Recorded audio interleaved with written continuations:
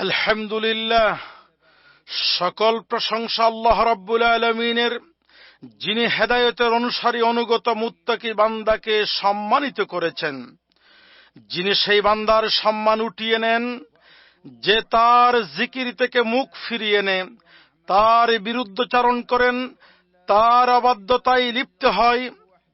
আমি আবারও তার প্রশংসা করছি, তার অফুরন্ত নিয়ামত ও অনুগ্রহের শুকর আদায় করছি। আমি সাক্ষ্য দিচ্ছি যে এক আল্লাহ ছাড়া কোনো সত্য মাবুদ নেই, তার কোনো শরিক নেই। আমি আরো সাক্ষ্য দিচ্ছি যে আমাদের নেতা নবী মুহাম্মদ সাল্লাল্লাহু আলাইহি ওয়াসাল্লাম তার বান্দা ও নির্বাচিত রাসূল। দিন রাতের ধারা যতদিন চলমান বহমান থাকবে, ততদিন তার উপর, তার পরিবার পরিজন, তার সম্মানিত সাথীবর্গ এবং এ পথের প্রতীক সকলের উপর আল্লাহ রহম করুন। আম্মা বাদ, হে আল্লাহর বান্দাগণ, আল্লাহকে ভয় করুন। এই তাকওয়াই সফলতা ও নাজাতের উসিলা। আল্লাহ রাব্বুল আলামিনের বক্তব্য হলো, যারা তাকওয়া অবলম্বন করেছে তাদেরকে আল্লাহ সাফল্যের সাথে মুক্তি দিবেন, তাদেরকে অনিষ্ট স্পর্শ করবে না, আর তারা চিন্তিতও হবে না। আল্লাহ তাদেরকে দুনিয়াতে নাফরমানি থেকে রক্ষা করবেন এবং আখিরাতে তার আযাব থেকে মুক্তি দিবেন। হে মুসলিম ভাইরা, আমাদের রব তো এ ধরনের সৃষ্টিকর্তা। তিনি প্রতিটি জিনিসকে অবয়ব দান করেছেন, এরপর তাকে পথ দেখিয়েছেন।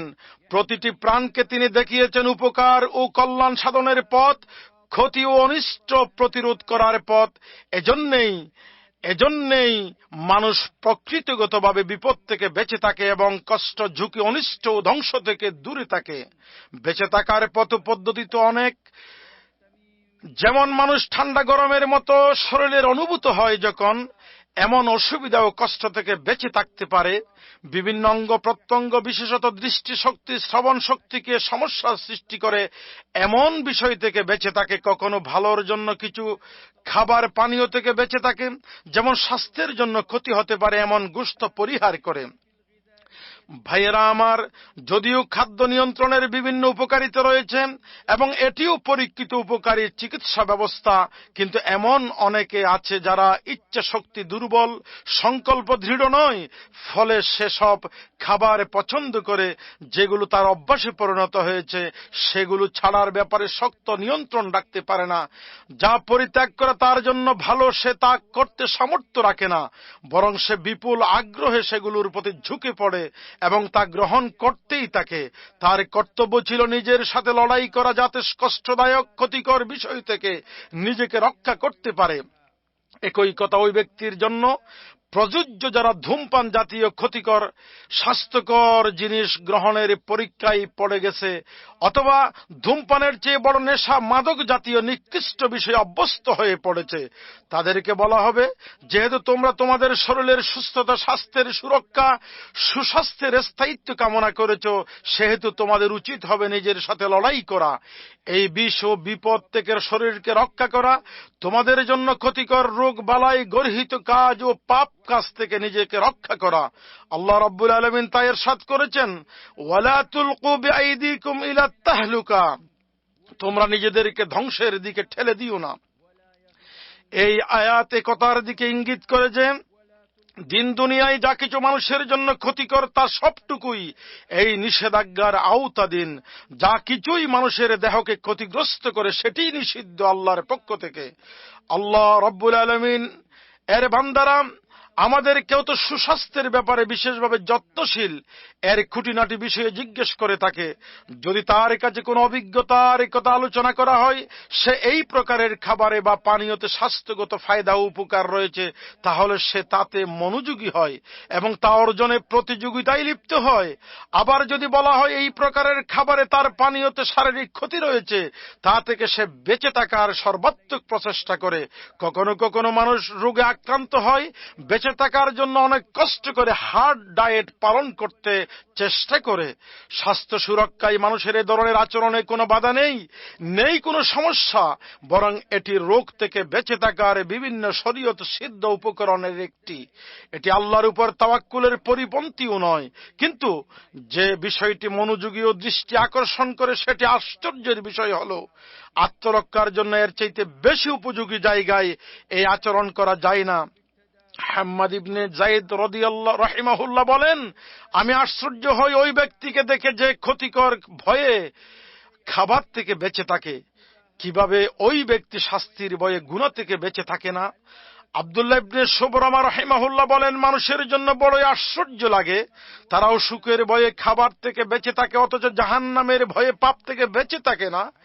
ইবনুল কাইয়িম রাহিমাহুল্লাহ বলেন, এর চেয়ে বেশি ক্ষতিকর হলো অবহেলা করা, নিজের হিসাব না করা, ছাড় দেওয়া গুনাহের বিষয়গুলোকে সহজ করে দেখা এবং সেগুলোকে চালিয়ে দেওয়া। কেননা এই কাজ তাকে ধ্বংসের দিকে নিয়ে যায়। ধোঁকায় পড়ে থাকা ব্যক্তিদের অবস্থা হলো তারা পরিণতির দিকে চোখ বন্ধ রাখে, এই অবস্থায় সময় কাটিয়ে দেয়, ক্ষমা পাওয়ার ভরসায় নিজের হিসাব করতেও পরিণতি নিয়ে ভাবতে অবহেলা করে। সে যখন এমন করতে থাকে তখন তার জন্য গুনাহ করা সহজ হয়ে যায়। এতে সে অভ্যস্ত হয়ে পড়ে এবং তা পরিত্যাগ করা তার জন্য অনেক কঠিন হয়ে যায়। যদি তার বুদ্ধি কাজ করত তাহলে সে বুঝতো পছন্দনীয় অভ্যাস পরিহার করার চেয়েও উত্তম ছিল পাপ থেকে নিজেকে বাঁচিয়ে রাখা। হে মুসলিম ভাইগণ, স্বাস্থ্য সুরক্ষায় আমরা কতটা খাবার থেকে বেঁচে থাকার চেষ্টা করি এবং এটি স্বতঃসিদ্ধ যে রোগ থেকে বেঁচে থাকা চিকিৎসার চাইতে উত্তম।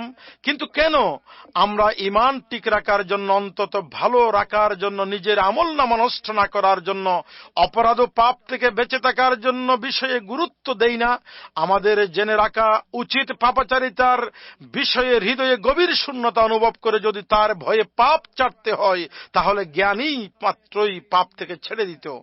যদি তোমরা এই বিষয়গুলো চিন্তা করতে কতই না ভালো হতো। আল্লাহর বান্দাগণ, বিষ যেমন শরীরের ক্ষতি করে তেমনি ভাবে পাপ, পঙ্কিলতা, অন্যায়, অপরাধ অন্তরের ক্ষতি করে।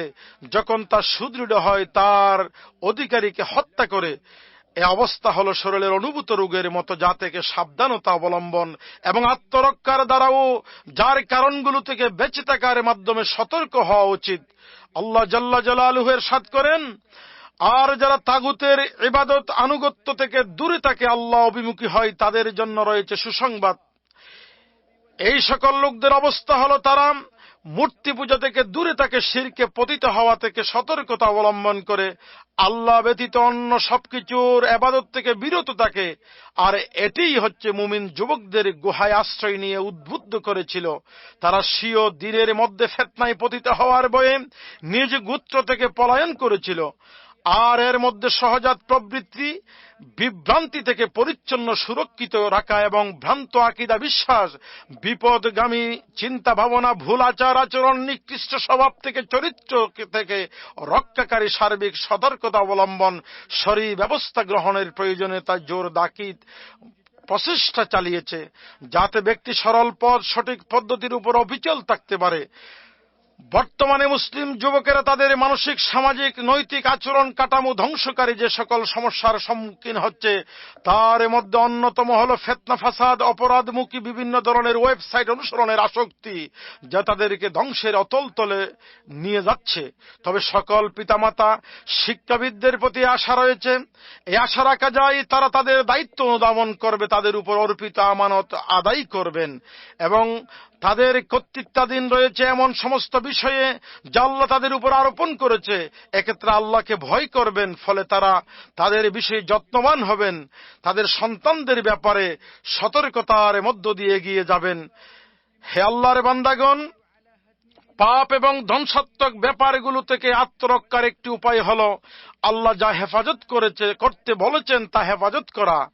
সহিহ বুখারী ও মুসলিম শরীফে উল্লেখিত হয়েছে, রাসূল করিম সাল্লাল্লাহু আলাইহি ওয়াসাল্লাম ইরশাদ করেন, যে ব্যক্তি তার দু চোয়ালের মাঝের বস্তু অর্থাৎ জিহ্বা এবং দু পায়ের মাঝখানের বস্তু লজ্জাস্থানকে হেফাজত করবে, আমাকে জামানত দিবে, আমি তার জন্য জান্নাতের জিম্মাদার হব। কাজেই জবানকে হারাম কাজে পতিত হওয়া ও গুনাহ কামাই থেকে সুরক্ষিত রাখতে হবে। আর এর হেফাজতের দ্বারাই মানুষ নিজেকে ধ্বংস ও ক্ষতির মুখে পতিত হওয়া থেকে রক্ষা করতে পারবে। রাসূল করিম সাল্লাল্লাহু আলাইহি ওয়াসাল্লাম ইরশাদ করেন, মানুষের জবান থেকে বেরিয়ে আসা অসংযত কথাবার্তাই তাদের মুখ অথবা নাকের উপর উপুট করে জাহান্নামে নিক্ষেপ করবে। এমনিভাবে লজ্জাস্থানকে হেফাজত করতে হবে। আল্লাহ তাআলা মুমিনের বৈশিষ্ট্য বর্ণনা করেছেন, ওয়াল্লাযীনা হুম লিফুরুজিহিম হাফিজুন, এবং যারা নিজেদের যৌনাঙ্গ সমূহের হেফাজতকারী, আর এই কারণে জেনা, ব্যভিচার এবং এর কারণে উদ্দীপনা দানকারী বিষয়সমূহের সাথে সংশ্লিষ্টতার মাধ্যমে এর নিকটবর্তী হওয়া থেকে নিষেধাজ্ঞা রয়েছে। আল্লাহ সুবহানাহু ওয়া তাআলা ইরশাদ করেন, ওয়ালা তাকরাবুজ জিনা, আর তোমরা ব্যভিচারের কাছেও যেও না। অর্থাৎ এর সূচনামূলক কোন কাজ, এমন কি মনে তা নিয়ে জল্পনা কল্পনার মাধ্যমে, জেনার মাধ্যমে নিকটবর্তী হইও না। কাজেই হারাম কিছু শোনা, হারাম কিছু দেখা থেকে বিরত থাকা বাঞ্ছনীয়। রাসূল করিম সাল্লাল্লাহু আলাইহি ওয়াসাল্লাম ইরশাদ করেন, একদা ইবনু উমর রাদিয়াল্লাহু তাআলা আনহু বাদ্যযন্ত্রের শব্দ শুনতে পেয়ে উভয় কানে আঙ্গুল ঢুকিয়ে রাস্তা থেকে সরে গিয়ে তার খাদিম নাফেকে বললেন, তুমি কি কিছু শুনতে পাচ্ছ?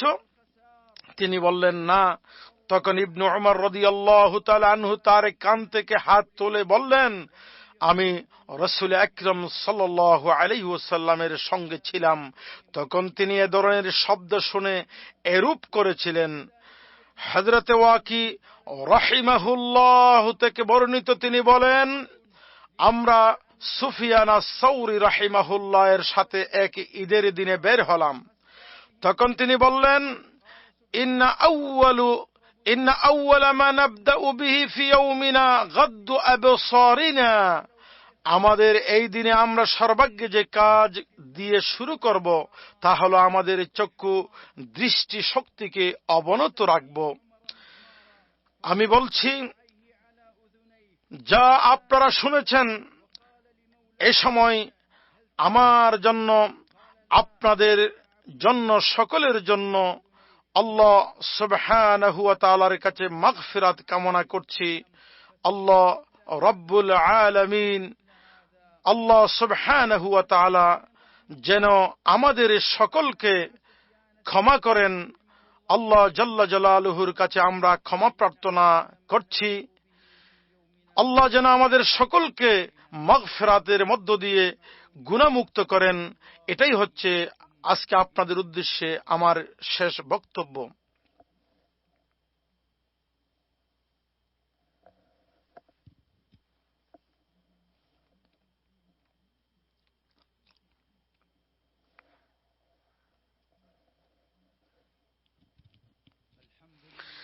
প্রশংসা সেই সত্তার, যিনি ছাড়া কোনো মাবুদ নেই। তিনি তার কাছে প্রত্যাশাকারী এবং নিরাপত্তা কামনাকারীকে নিরাশ করেন না। আমি সাক্ষ্য দিচ্ছি যে তিনি ছাড়া কোনো সত্য ইলাহ নেই, তিনি একক, তার কোনো শরীক নেই। আমি আরো সাক্ষ্য দিচ্ছি যে মুহাম্মদ সাল্লাল্লাহু আলাইহি ওয়াসাল্লাম তার নির্বাচিত বান্দা ও রাসূল। তার উপর, তার পরিবার পরিজন, তার এ পথের প্রতীক সকলের প্রতি আল্লাহ রাব্বুল আলামিনের অনুগ্রহ বর্ষিত হোক। আম্মা বাদ, কোন বান্দাকে আল্লাহ রাব্বুল আলামিনের ভালোবাসার প্রমাণ হলো তিনি দ্বীনি দিক থেকে ক্ষতিকর বিষয়গুলি এবং দুনিয়ার ফিতনা ফাসাদ থেকে তাকে রক্ষা করেন। রাসূল করিম সাল্লাল্লাহু আলাইহি ওয়াসাল্লাম ইরশাদ করেন, আল্লাহ তাআলা তার প্রিয় বান্দাকে দুনিয়ার ক্ষতি থেকে রক্ষা করেন, যেমনি ভাবে তোমরা খাবার ও পানির মাধ্যমে কোন অসুস্থ ব্যক্তির জীবন রক্ষা করো। অন্য এক বর্ণনায় এসেছে, রাসূল করিম সাল্লাল্লাহু আলাইহি ওয়াসাল্লাম ইরশাদ করেন, আল্লাহ রাব্বুল আলামিন কোন বান্দাকে ভালোবাসেন তখন তাকে দুনিয়ার কষ্ট থেকে রক্ষা করেন, যেমনি ভাবে তোমাদের কেউ অসুস্থ ব্যক্তিকে পানির মাধ্যমে তার জীবনে রক্ষা করো। হে মুসলিম উম্মাহ, যে বিষয়গুলো হেফাজত ও রক্ষণাবেক্ষণ করা আমাদের উচিত, সেই বিষয়গুলোর অন্যতম হলো আমাদের অঙ্গ প্রত্যঙ্গকে হেফাজত করা, এগুলোকে পাপ পঙ্কিলতায় লিপ্ত হওয়া থেকে দূরে রাখা, পাপ কর্মকে গ্রহণ করে করা, তাতে অভ্যস্ত হওয়া থেকে রক্ষা করা জরুরি। আল্লাহ জাল্লা জালালুহু ইরশাদ করেন, অবাধ্যতার কারণে তাদের অন্তরে গরুর বাছুর প্রীতি সিঞ্চিত করা হয়েছিল। এ বিষয় থেকে শিক্ষণীয় বিষয়গুলোর মধ্যে রয়েছে, নিশ্চয়ই রোগ ব্যাধির আক্রমণ থেকে রক্ষা করার মতো অন্তরকে কলুষিতকারী থেকে রক্ষা করল না, সে পাপাচারে জড়িত হয়ে পড়ল, আর সেই পাপের প্রতি ভালোবাসা সৃষ্টি হয়ে গেল, সেই পথ থেকে তাকে ফেরানো কঠিন হয়ে পড়ে, ফলে সে ধ্বংস ও পরিতাপের পথে অগ্রসর হয়। আল্লাহ রাব্বুল আলামিন আমাদের সকলকে রক্ষা করুন। এটি স্মরণ করিয়ে দেওয়া উত্তম যে কথায় ও কাজে ভারসাম্য সততা রক্ষা করা হয় অন্তরের যথাযথ যত্ন নেওয়া হেফাজতের মাধ্যমে। অন্তরকে রক্ষা করতে হলে একে যথাযথ খাবার দিতে হবে এবং এই কাজটি করতে হবে যাবতীয় ভালো কল্যাণমূলক কাজের মাধ্যমে, সময়কে অতিবাহিত করার মাধ্যমে। এর মাধ্যমে আপনার অন্তরে ভালো চিন্তা ভাবনা জায়গা করে নেবে, সেই সাথে আপনাকে খারাপ চিন্তা সম্পর্কে সতর্ক থাকতে হবে। এটিতে কোনো সন্দেহ নেই যে খারাপ চিন্তাকে দূরে ঠেলে দেওয়া যতটুকু সহজ, প্রবল চিন্তা ও সংকল্পের প্রতিরোধ করা ততটা সহজ নয়। মনে এসব খারাপ শয়তানের চিন্তা ভাবনা উদয় হলে আপনার উচিত হবে শয়তান থেকে আল্লাহর কাছে পানাহ চাওয়া, তাকে স্মরণ করা, যাতে করে শয়তানের অনিষ্টতা ক্ষতি থেকে নিজেকে রক্ষা করতে পারেন। কেননা বনি আদমের জন্য শয়তানের চক্রান্ত অনিষ্ট সাধনের বিষয়টা অত্যন্ত ভয়াবহ। আল্লাহ রাব্বুল আলামিন তাই বলেন, নিশ্চয়ই মুত্তাকিদের কাউকে শয়তানের কুমন্ত্রণা স্পর্শ করলে তারা আল্লাহকে স্মরণ করে, ফলে তারা সত্য অবলোকন করতে সক্ষম হয়। আল্লাহ রাব্বুল আলামিন তাই বলেন, আপনি বলুন, আমি শয়তানের ধোঁকা ও তার উপস্থিতি হওয়া থেকে আপনার কাছে আশ্রয় চাই। কেননা শয়তানের উপস্থিতি মানে ধ্বংস, আর সে দূরে থাকলেই কল্যাণ। শয়তান কখনো অনিষ্ট সাধন থেকে বিরত থাকে না। সুতরাং প্রত্যেক কাজে শয়তানের উপস্থিতি থেকে আল্লাহর কাছে আশ্রয় কামনা করুন। যেমনি করে রাসূল করিম সাল্লাল্লাহু আলাইহি ওয়াসাল্লাম আপনাকে বলে দিয়েছেন, নিশ্চয়ই শয়তান তোমাদের প্রত্যেক বিষয়ে হাজির হয়, এমনকি তোমাদের খাবারের কাছেও। আপনারা রাসূল করিম সাল্লাল্লাহু আলাইহি ওয়াসাল্লামের প্রতি দরুদ সালাম প্রেরণ করুন, যেমন ভাবে আল্লাহ রাব্বুল আলামিন নির্দেশ করেছেন। এবং আল্লাহ পাকের বক্তব্য হলো, নিশ্চয়ই আল্লাহ ও তার ফেরেশতারা রাসূলের প্রতি সালাত ও সালাম পেশ করেন। তোমরাও হে ঈমানদার, যারা ঈমান এনেছো, তারা তার প্রতি সালাত ও সালাম পেশ করো। হে আল্লাহ, আপনি মুহাম্মদ সাল্লাল্লাহু আলাইহি ওয়াসাল্লাম তার পরিবার পরিজনের প্রতি সালাত পেশ করুন, যেমনি ভাবে ইব্রাহিম আলাইহিস সালাতু ওয়াসসালাম ও তার পরিবার পরিজনের প্রতি সালাত পেশ করেছেন। হে আল্লাহ, আপনি ইসলাম ও মুসলমানদের সম্মানিত করুন, আর কুফরি ও কাফেরদেরকে লাঞ্ছিত করুন, দ্বীনের শত্রুদেরকে ধ্বংস করুন, আর হারামাইন শরীফাইনের এই দেশকে ইসলাম ও মুসলিমদের সকল শত্রু থেকে হেফাজত করুন। হে আল্লাহ, দ্রব্যমূল্য ঊর্ধ্বগতি, মহামারী, রোগ ব্যাধি, জেনা, ব্যভিচারে, ভূমিকম্প, বালা মুসিবত ও প্রকাশ্য অপ্রকাশ্য সকল ফিতনা থেকে আমাদের এই দেশকে হেফাজত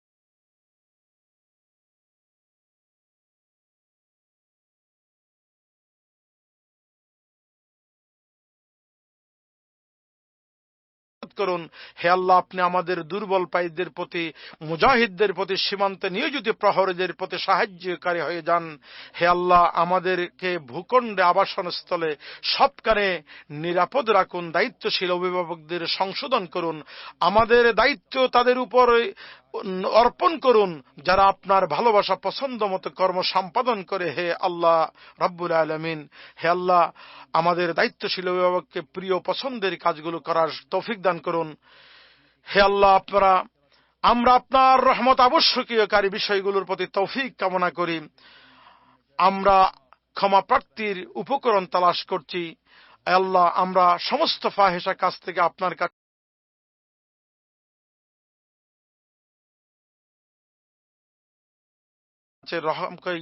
আপনার কাছ থেকে তৌফিক কামনা করি। হে আল্লাহ, নিজেদের উপর জুলুম করেছি, আপনি আমাদেরকে ক্ষমা করেন, রহম করেন, ক্ষতিগ্রস্তদের অন্তর্ভুক্ত হয়ে যেন না যাই। হে রব, আপনার কাছে শয়তানের ধোঁকা ও উপস্থিতি থেকে প্রার্থনা করি আশ্রয়। হে রব, আমরা ঈমান এনেছি, আমাদেরকে ক্ষমা করুন, সমস্ত পাপ থেকে মুক্ত করুন, জাহান্নাম থেকে রক্ষা করুন। সমস্ত প্রশংসা আপনার জন্যে।